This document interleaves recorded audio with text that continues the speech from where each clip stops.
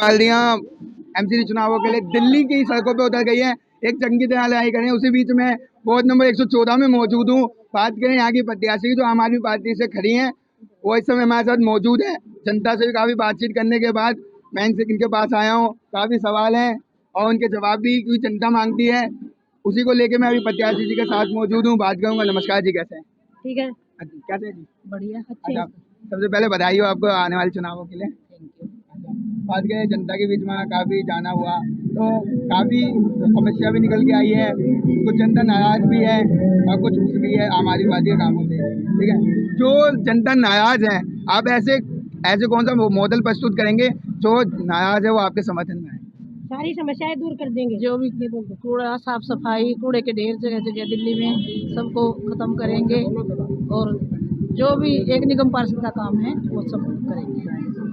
मान लीजिए जनता आपको एक मौका देती है और आपको उम्मीदवार से भारी मतों से जिता के एमसीडी का निगम पार्षद बना देती है वार्ड नंबर 114 से, आप किस तरीके से उनकी उम्मीदों पे खरे उतर पाएंगे? साफ सफाई, कूड़े के ढेर, जो भी एक निगम पार्षद का काम है वो सब पूरा करेंगे। सब पूरा होगा। यहाँ पे बात करें 15 से 20 साल बीजेपी थी, हाँ जी, लोगों ने कहा कि वहाँ पे काम नहीं हुआ। बात करें चाहे नालियों की सुविधा की, पार्कों की सुविधा की, काफी क्षेत्र ऐसे वहाँ पार्क ही नहीं है निगम के। जो क्या आप वहाँ पे जाके पार्कों की व्यवस्था कराएंगे? नए पार्क बनवाएंगे और जो पार्क है उनकी साफ सफाई कराएंगे। बताएंगे। हाँ जी। नमस्कार जी, कैसे हैं? तो बात करें तो जितनी जनता के बीच एक सवाल निकल के आया कि जो केजरीवाल जी कहीं ना कहीं वो पार्शियलिटी करते हैं, जहाँ पे मोमडन्स है उनको ज़्यादा प्रायोरिटी देते हैं और हिंदुओं को कम देते हैं। तो लोगों का कहना है कि हम बीजेपी क्यों न चुने, क्योंकि केजरीवाल जी को जिताने वाले भी चाहे वो हिंदू, चाहे मुस्लिम, चाहे सिख, चारों वर्गों ने मिलकर जिताया है, तो ऐसा क्यों कर रहे हैं वो? देखिए, इन लोगों का काम सिर्फ और सिर्फ हिंदू मुस्लिम धर्म जाति पे लड़ाने का काम है। वही लोग करते हैं कि केजरीवाल सिर्फ मुसलमानों की पार्टी, ऐसा कुछ नहीं है। ये सिर्फ पूरी समाज हमारा एकत्रित होकर के सब लोग हम चुनाव प्रचार कर रहे हैं। एक एक घर से हमें समर्थन मिल रहा है, चाहे हिंदू हो, चाहे मुसलमान हो, चाहे सिख हो, चाहे ईसाई हो। हम चारों धर्मों का सम्मान करते हैं और चारों धर्म हमें पूरा समर्थन दे रहे हैं। और पूरी तरह से केजरीवाल जी इस बार निगम में आ रहे हैं। पूरी दिल्ली में झाड़ू चल रही है, कम से कम 220-25 सीटें हमारी निगम में आ रही हैं और एक तरफा सरकार बन रही है हमारी। और जो रुके हुए जो भ्रष्ट काम इन्होंने किए हैं पिछले 15 साल में एमसीडी ने, वो सारे कार्य हम पूरे करेंगे। जैसे कि नालियों में भरे हुए हैं, बीमारियां फैल रही हैं, डेंगू का खतरा है, मलेरिया का खतरा है, वो सब नालियां साफ करवा करके कूड़े के ढेर को दिल्ली से मुक्त कराना है और साफ सफाई में विशेष ध्यान है हमारा। और बुजुर्गों की आपने देखा होगा, पेंशन का लगा लो, मुफ्त यात्रा का लगा लो, चाहे बस यात्रा का लगा लो, चाहे आप स्कूल, एमसीडी के स्कूल बहुत बढ़िया बनाने हैं। दिल्ली सरकार के 1 नंबर के वर्ल्ड क्लास के स्कूल हमारे बने हुए हैं।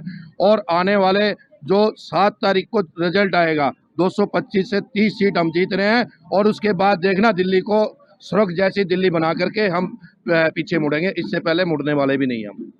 तो यही बात करें कि नमस्कार मैम, कैसे हैं? बहुत बढ़िया। अच्छा, विधायक जी की पोती हैं आप हैं? विधायक जी की पोती, पत्नी, सॉरी, विधायक जी की आप पत्नी हैं? मैं नरेश बाल्यान जो यहाँ से विधायक है उनकी धर्मपत्नी है। अच्छा, मैं बात करूँ जिस तरीके से अभी आरोप प्रत्यारोप लगते आ रहे हैं, बीजेपी आम आदमी पर करती है, आम आदमी बीजेपी करती है। इसी बीच अभी जनता के बीच जाना हुआ, उन्होंने कहा कि जो भ्रष्टाचार की बात आम आदमी करती है, पर भ्रष्टाचार तो आम आदमी फैला रही है कि सत्येंद्र जैन खुद उनके एक बड़े मंत्री खुद जेल में बैठे हैं भ्रष्टाचार के नाम पर। क्या कहना चाहेंगे? और मनीष सिसोदिया जी के ऊपर भी भ्रष्टाचार का आरोप लगा हुआ है, उस पर क्या कहना है? देखिए, आपको पता है भारतीय जनता पार्टी सिर्फ आरोपों की राजनीति करती है। वो आरोप लगा रही है, आरोपों को सिद्ध नहीं कर रही। आरोप लगाना एक दूसरी बात है, आरोप को सिद्ध करना एक दूसरी बात है। आरोप प्रत्यारोप की राजनीति से आम जनता को कोई फर्क नहीं पड़ता। ये लोग नारा देते हैं, भारतीय जनता पार्टी का नारा है विकास है वादा, पक्का है इरादा। कहाँ है वो विकास, कहाँ है वो इरादा? कहीं विकास दिख रहा है आपको? आज निगम का चुनाव है, आप खुद देख लीजिए, लोगों में लहर नहीं है, जुनून है। और इस जुनून का भी कोई ना कोई कारण होगा। इस जुनून का कारण है आम आदमी पार्टी ने जो दिल्ली में काम किया है केजरीवाल जी के नेतृत्व में, उससे जनसैलाब उमड़ा है। मेरा सवाल आपसे ये भी है, जिस तरीके से आम आदमी पार्टी की सरकार में केजरीवाल जी ने महिलाओं के लिए फ्री टिकट की सुविधा किया, पिंक सिटी, तो मैं बताऊँ पिंक टिकट से क्या फ़ायदा होगा कि काफ़ी महिलाएं कामकाजी में वो अपना वेतन निकाल सकती हैं। वहीं पे क्षेत्रों में जाने पे एक सवाल और मिला कि जो विद्यार्थी हैं, जो विद्यार्थी श्रेणी के हैं, उनके लिए सुविधा क्यों नहीं? क्योंकि कुछ विद्यार्थी प्राइवेट स्कूल से, प्राइवेट कॉलेज से हैं। गवर्नमेंट कॉलेजों में सुविधा मिल जाती है और सरकारी पासों की, जहाँ पे उन्हें काफ़ी छूट मिल जाती है, पर लेकिन प्राइवेट कॉलेजों और स्कूलों में नहीं मिलती। क्या उनके लिए फ्री नहीं होनी चाहिए? किस प्रकार की छूट की बात कर रहे हैं आप? बस की सुविधा की बात कर रहे हैं, जो महिलाओं के लिए फ्री है। जो महिलाएं वहां पर जा रही हैं वो कहीं की किसी भी जिनके बारे में आप बात कर रहे हो, किसी की माता है, किसी की बहन है, और वो भी उस परिवार का प्रतिनिधित्व कर रही हैं, तो महिलाओं को फ्री नहीं किया गया है, ये महिलाओं का सम्मान किया गया है, ये महिलाओं का सम्मान है। पर उनका कहना ये भी है कि इससे महिला आत्मनिर्भर नहीं, सिर्फ निर्भर बनेगी दूसरों पे फ्री के चक्कर में। नहीं, आत्मनिर्भर और निर्भर की बात नहीं है, ये उनको एक सहायता है, उनको एक उनके मान सम्मान में ये एक भेंट है और कुछ भी नहीं है। नहीं, बात करें क्योंकि काफ़ी विद्यार्थी ऐसे हैं, उनके लिए क्या सुविधा उपलब्ध नहीं होनी चाहिए? देखिए, अगर आम आदमी पार्टी और अच्छा काम करेगी, जैसा कि अब काम कर रही है, तो विद्यार्थियों के बारे में भी सोचा जाएगा, बिल्कुल सोचेंगे उसके बारे में भी। आपने ये प्रस्ताव रखा है, मुख्यमंत्री तक इस प्रस्ताव को लेके जाएंगे।